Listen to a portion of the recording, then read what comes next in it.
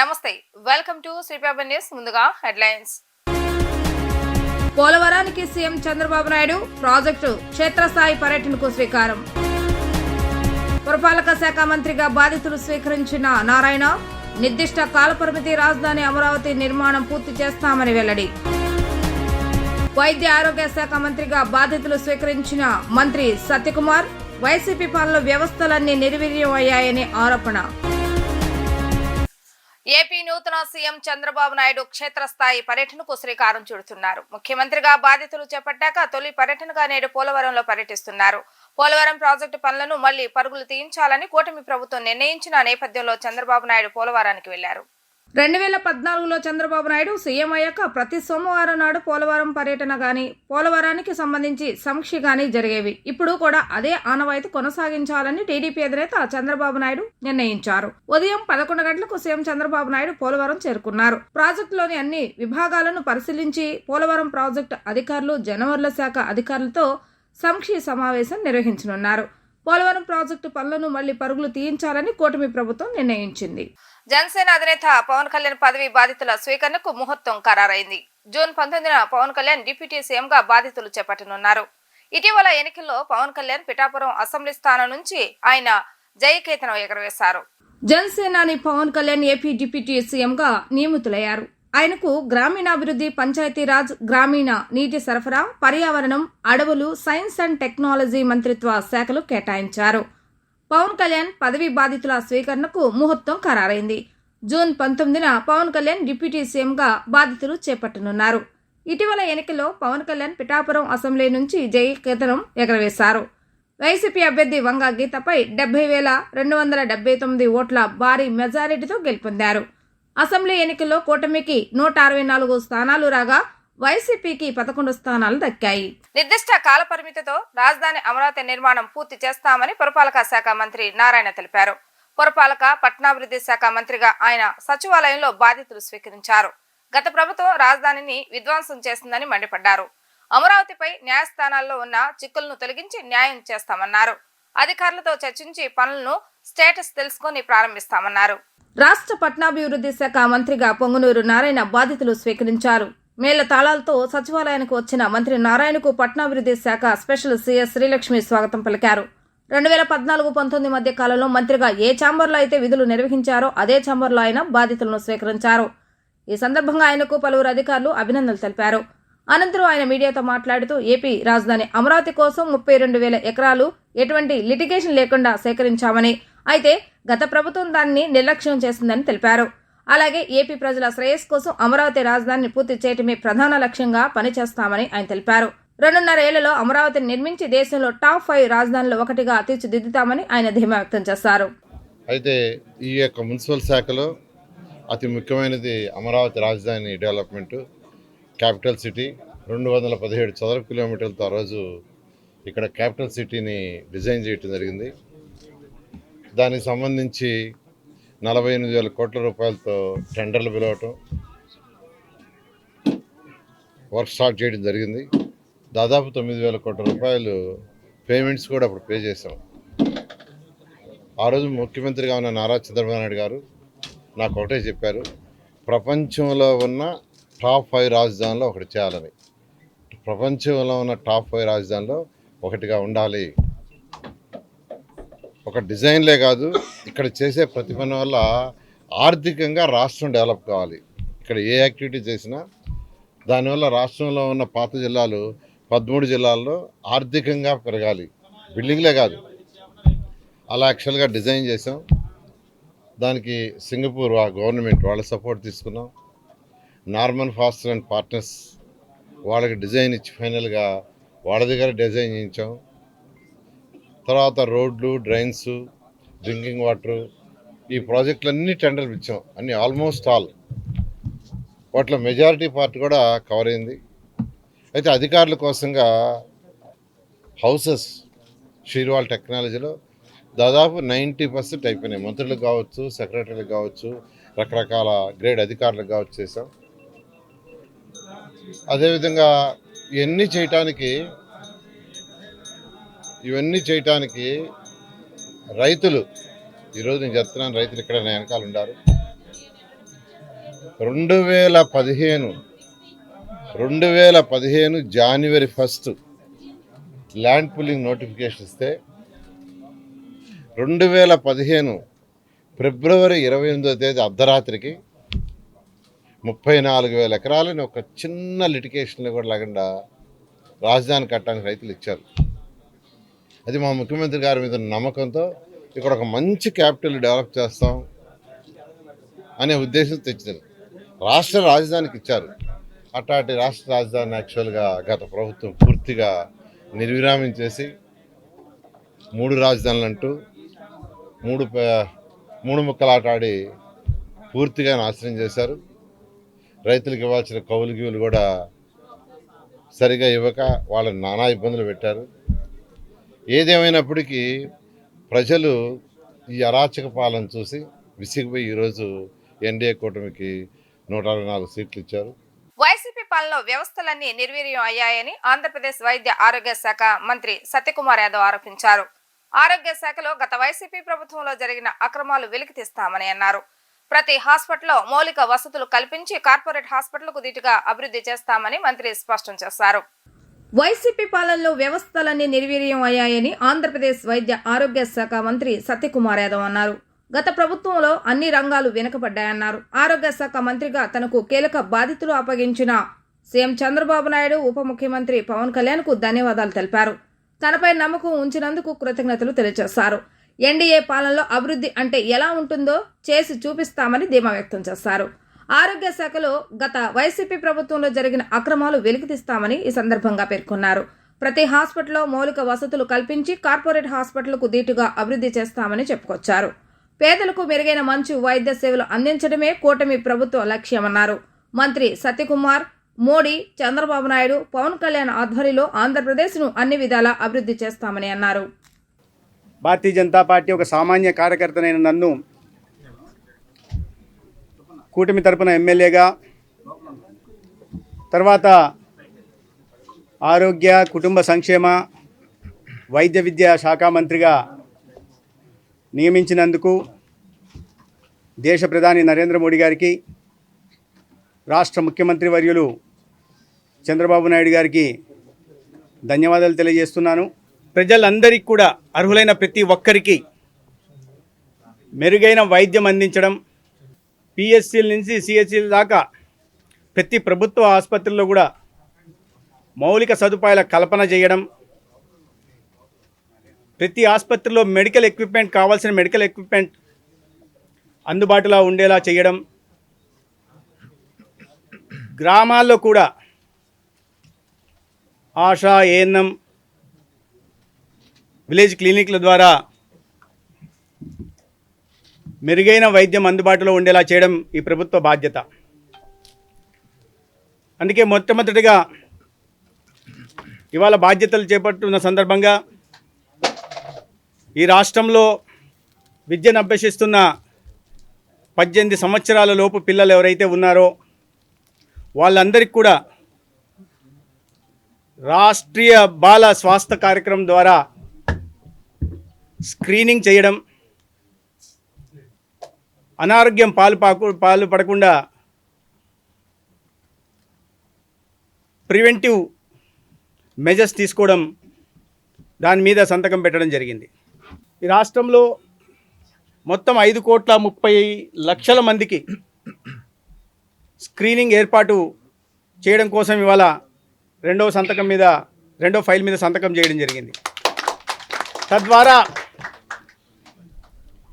Oral cancer కానీ, breast cancer కానీ, cervical cancer కానీ వాటి మీద అవగాహన కల్పించి వాటిని గుర్తించి మ్యాపింగ్ చేసి ఆ మ్యాపింగ్ కోసం ఏఎన్ఎంలను, ఆశాలని, ఇతర అంబాసిడర్లని హోమీ బాబా క్యాన్సర్ ఇన్స్టిట్యూట్ ద్వారా శిక్షణ ఇప్పించి తర్వాత వీళ్ళని పట్టణాల నుంచి గ్రామాల వరకు ప్రతి ఇంటికి పంపించి ఐడెంటిఫై చేయడం, టెస్టులు చేయడం, టెస్ట్ చేసిన తర్వాత ఐడెంటిఫై చేయడం, తద్వారా ఆ సందర్భంగా అవగాహన కూడా కల్పించడం, తద్వారా నివారణ చర్యలు, ఎవరన్నా బారిన పడి ఉంటే తగిన వైద్య సహాయం అందించే దిశగా ప్రయత్నాలు చేయడం కోసం ఇవాళ ఈ ప్రయత్నం చేసింది. ఆంధ్రప్రదేశ్లో క్యాన్సర్ రహిత ఆంధ్రప్రదేశ్ నిర్మాణం దిశగా ఇవాళ ఈ ప్రభుత్వం చంద్రబాబు నాయుడు గారి నాయకత్వంలో ఒక అడుగు ముందుకేసిందని ఈ సందర్భంగా తెలియజేస్తున్నా. మంగళగిరి ప్రజల కోసం ప్రజా దర్బార్ నిర్వహిస్తున్నట్లుగా మంత్రి నారా లోకేష్ తెలిపారు. ఉదయం 8 గంటలకు ప్రజలను కలిసి వారి సమస్యలను తెలుసుకుంటామన్నారు. వీలైనంత త్వరగా పరిష్కారానికి కృషి చేస్తామని లోకేష్ వారికి హామీ ఇచ్చారు. మంగళగిరి ప్రజల కోసం ప్రజా దర్బార్ నిర్వహించినట్లు మంత్రి నారా లోకేష్ తెలిపారు. ప్రతిపక్షంలో ఉన్నప్పుడు కూడా చాలా సేవా కార్యక్రమాలు చేశామన్నారు. భారీ మెజారిటీతో గెలిచిన తనపై బాధ్యత మరింత పెరిగిందని తెలిపారు. నియోజకవర్గంలో అందుబాటులో ఉన్న రోజుల్లో ప్రజలను కలుస్తామని చెప్పారు. ఉదయం 8 గంటలకు ప్రజలను కలిసి వారి సమస్యలు తెలుసుకుంటామన్నారు. సమస్యల పరిష్కారానికి ప్రత్యేక యంత్రాంగం ఏర్పాటు చేసినట్లుగా వివరించారు. నారా లోకేష్ మంగళగిరి ప్రజల కోసం ఉండవల్లిలోని నివాసంలో ఉదయం 8 గంటల నుంచి ప్రజా దర్బార్ నిర్వహించారు. దీంతో సమస్యలు విన్నవించుకునేందుకు నియోజకవర్గ ప్రజలు తరలివచ్చారు. వివిధ సమస్యలను ఆయన దృష్టికి తీసుకొచ్చారు. వీలైనంత త్వరగా పరిష్కారానికి కృషి చేస్తామని లోకేష్ హామీ ఇచ్చారు. కొత్త ప్రభుత్వ రాకతో రానున్న రోజుల్లో రాజధాని అమరావతి అభివృద్ధి చెందుతుందని మచిలీపట్నం ఎంపీ బాలశౌరి అన్నారు. ఇక్కడికి విమాన సర్వీసులు పెంచవలసిన బాధ్యత ఉందన్నారు. ఆ దిశగానే విజయవాడ విమానాశ్రయం నుంచి ముంబై సర్వీస్ ప్రారంభించామని ఆయన స్పష్టం చేశారు.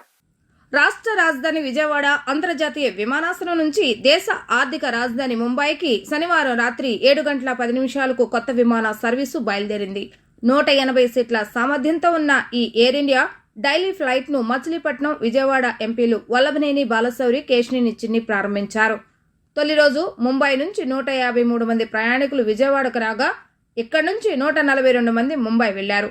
శనివారం సాయంత్రం 5:55 ఈ విమానం ముంబై నుంచి విజయవాడకు వచ్చింది.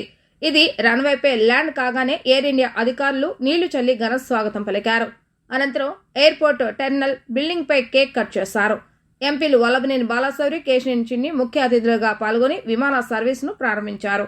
డైలీ ఫ్లైట్ ఇది విజయవాడ నుంచి ముంబైకి ఎయిర్ ఇండియా ఫ్లైట్. రాజధాని ప్రాంతానికి ఇంటర్నేషనల్ ఎయిర్పోర్ట్ కావాల్సినటువంటి అవసరం ఉంది. అదే రకంగా అనేక రకమైనటువంటి వివిధ ప్రాంతాలకి, విజయవాడ నుంచి అనేక ప్రాంతాలకి ఫ్లైట్ సౌకర్యాలు కూడా పెంచాల్సినటువంటి బాధ్యత ఈ ప్రభుత్వాల మీద ఉంది. డెఫినెట్గా రానున్నటువంటి రోజుల్లో ఇది మరిన్ని ఫ్లైట్లు తీసుకురావడానికి మేమంతా సమిష్టిగా కృషి చేస్తాం.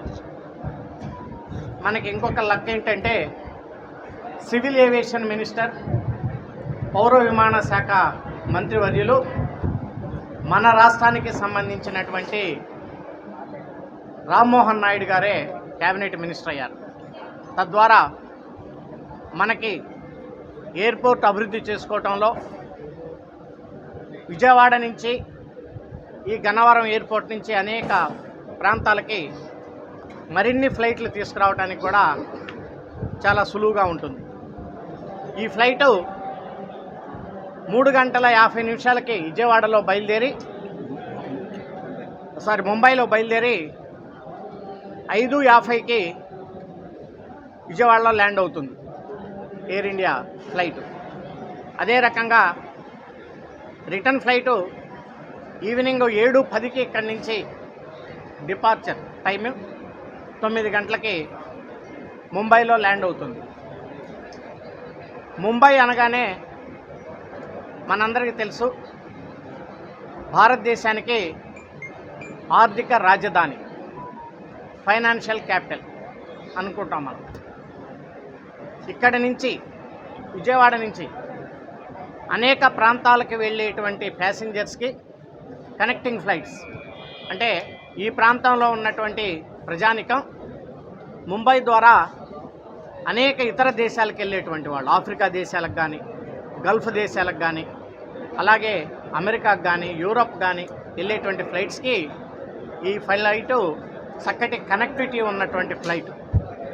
తద్వారా వాళ్ళు ఈజీగా ట్రావెల్ చేయడానికి, లగేజ్ కూడా ఇబ్బందులు పడకుండా ట్రాన్స్ఫర్ కావడానికి ఆస్కారం ఉంటుంది. అదే రకంగా వేరే దేశాల నుంచి వచ్చేటువంటి ప్యాసింజర్స్ అందరికి కూడా ఒక పక్క ఢిల్లీతో పాటు డైరెక్ట్ ఫ్లైటు ఇప్పుడు ముంబై నుంచి కూడా విజయవాడ రావటం ద్వారా ఈ ఫ్లైటు ఈ ప్రాంత ప్రజానికానికి అందరికి కూడా చాలా బాగా ఉపయోగపడుతుంది. వరుస సెలవుల నేపథ్యంలో బెజవాడ ఇంద్రకీలాద్రికి భక్తులు పోటెత్తారు. ఉదయం నుండి దుర్గమ్మ దర్శనానికి క్యూ లైన్ లో భక్తులు బారులు తీరారు. సామాన్య భక్తులతో పాటు విఐపి, వివిఐపీలు కూడా జగన్మాత దర్శనానికి తరలివచ్చారు. ఇంద్రకీలాద్రిపై కొలువై ఉన్న శ్రీ కనకదుర్గ అమ్మవారిని దర్శించుకోవటానికి భక్తులు అధిక సంఖ్యలో తరలివచ్చారు. ఆదివారం సెలవు దినం కావడంతో భక్తుల రద్దీకి ఒక కారణంగా మారింది. వేకువజామున ప్రారంభమైన భక్తుల రద్దీ అదే రీతిలో కొనసాగింది. ఆదివారం ఉమ్మడి జిల్లాలతో పాటు రాష్ట్ర వ్యాప్తంగా వివిధ ప్రాంతాల నుండి భక్తులు తరలివచ్చారు. సోమవారం కూడా సెలవు దినం కావడంతో రాష్ట్రంలోని పలు ప్రాంతాలకు చెందిన భక్తులు కుటుంబ సభ్యులను వెంటబెట్టుకుని వచ్చి అమ్మవారికి మొక్కుబడులు చెల్లించి అత్యంత భక్తి శ్రద్ధలతో ప్రత్యేక పూజలు నిర్వహించుకున్నారు. ఆదివారం దేవస్థానం ఆధ్వర్యంలో నిర్వహించే పలు రకాలైన ప్రత్యేక పూజల్లో ఉభయదాతలు అధిక సంఖ్యలో పాల్గొన్నారు. చండీ హోమంలో సైతం ఉభయదాతలు అధిక సంఖ్యలో పాల్గొనడం విశేషం. అంతరాలయం దర్శనం చేసుకోవడానికి భక్తులకు సుమారు 2 గంటల సమయం పట్టింది. ఘాట్ రోడ్డుపై వాహనాల రద్దీ అధికంగా ఉండటంతో ఉదయం కొన్ని గంటల పాటు అన్ని వాహనాలను కొండపైకి ఆలయ సిబ్బంది అనుమతించలేదు. ఉదయం వివిధ పార్టీలకు చెందిన నాయకులు, పలువురు విఐపీలు అమ్మవారిని దర్శించుకున్నారు. బందర్ రోడ్లోని డ్రైనేజీ బ్లాక్ అయ్యి మురుగునీరు రోడ్డుపై నిలిచి ఉండటంపై మంత్రి నారాయణ ఆగ్రహం వ్యక్తం చేశారు. దీనిపై విజయవాడ నగర కమిషనర్ పై ప్రశ్నల వర్షాన్ని కురిపించారు. వర్షపు నీటి నిల్వలు రోడ్లపైన నిలవకుండా ఉండేందుకు వెంటనే చర్యలు చేపట్టాలని ఆదేశించారు. ఆంధ్రప్రదేశ్ రాష్ట్ర మున్సిపల్ శాఖ మంత్రి డాక్టర్ పొంగునూరు నారాయణ పదవి బాధ్యతలు చేపట్టిన తొలి రోజు నుంచే తనదైన శైలిలో ముందుకెళ్తున్నారు. ఇక ఈ క్రమంలో సచివాలయంలో విధులు ముగించుకుని విజయవాడలోని బందర్ రోడ్డు మీదుగా వెళ్తున్న మంత్రి నారాయణకు ఆ ప్రాంతంలో రోడ్డుపై మురుగునీరు నిలిచి ఉండటాన్ని గమనించి వెంటనే కాన్వాయ్ను ఆపించారు. ఆయనే స్వయంగా వెళ్లి ఎక్కడ నీరు నిలిచి ఉందో గమనించారు. తన వెంట ఉన్న విజయవాడ నగర కమిషనర్ స్వప్నికల్ పుణ్కర్ పై ప్రశ్నల వర్షాన్ని కురిపించారు. ఎందుకు ఇక్కడ ఇలా నీరు నిలిచి ఉందని ప్రశ్నించారు. కమిషనరే స్వయంగా గడ్డపార తీసుకుని కాలువలో చెక్ చేసి మంత్రి నారాయణకు సమస్యను వివరించడం జరిగింది. విజయవాడ ఇందిరాగాంధీ మున్సిపల్ స్టేడియం వద్ద వర్షం వల్ల నిండి ఉన్న రోడ్లను పరిశీలించారు. వర్షపు నీటి నిల్వలు రోడ్లపైన నిలవకుండా ఉండేందుకు వెంటనే చర్యలు చేపట్టాలని మంత్రి డాక్టర్ పొంగునూరు నారాయణ ఆదేశించారు. ఆయన వెంట నారాయణ విద్యా సంస్థల జెం వేమిరెడ్డి, విజయభాస్కర్ రెడ్డి ఉన్నారు. మాజీ మంత్రి జోగి రమేష్ ఇంటిపై కొందరు యువకులు రాళ్ల దాడికి పాల్పడ్డారు. ఎన్టీఆర్ జిల్లా ఇబ్రహీంపట్నంలో ఈ ఘటన చోటు చేసుకుంది. స్థానిక ఫెరీ నుంచి రింగురు కూడలి వెళ్లే మార్గంలో మాజీ మంత్రి నూతన గృహం ఉంది. అయితే ఆ రహదారిలో కొందరు యువకులు కారులో వచ్చి ఆయన ఇంటిపై రాళ్లు రువ్వారు. ఇది గమనించిన పోలీస్ సిబ్బంది ఒకరు వారిని అడ్డుకున్నారు. కాసేపటికి స్థానికులు రావడంతో యువకులు కారులో పారిపోయారు. ఘటన జరిగిన సమయంలో ఆ నివాసంలో ఎవరూ లేరు. అయితే జోగి రమేష్ ఇంటి వద్ద ఇనుప కంచె ఏర్పాటు చేసి సిబ్బందికి విధులు కేటాయించామని ఇబ్రహీంపట్నం సీఐ తెలిపారు. దాడికి పాల్పడ్డ వ్యక్తులను గుర్తించి చర్యలు తీసుకుంటామన్నారు. వార్తలు ముగించే ముందు హెడ్లైన్స్ మరొకసారి. పోలవరానికి సీఎం చంద్రబాబు నాయుడు ప్రాజెక్టు క్షేత్రస్థాయి పర్యటనకు స్వీకారం. పురపాలక శాఖ మంత్రిగా బాధ్యతలు స్వీకరించిన నారాయణ నిర్దిష్ట కాలపరిమితి రాజధాని అమరావతి నిర్మాణం పూర్తి చేస్తామని వెల్లడి. వైద్య ఆరోగ్య శాఖ మంత్రిగా బాధ్యతలు స్వీకరించిన మంత్రి సత్యకుమార్ వైసీపీ పాలన వ్యవస్థలన్నీ నిర్వీర్యం అయ్యాయని ఆరోపణ. ఇవి ఈ రోజు వార్తా విశేషాలు. మరలా తిరిగి ప్రసారమైన వార్తలు మళ్ళీ కలుద్దాం. అంతవరకు సెలవు. నమస్కారం.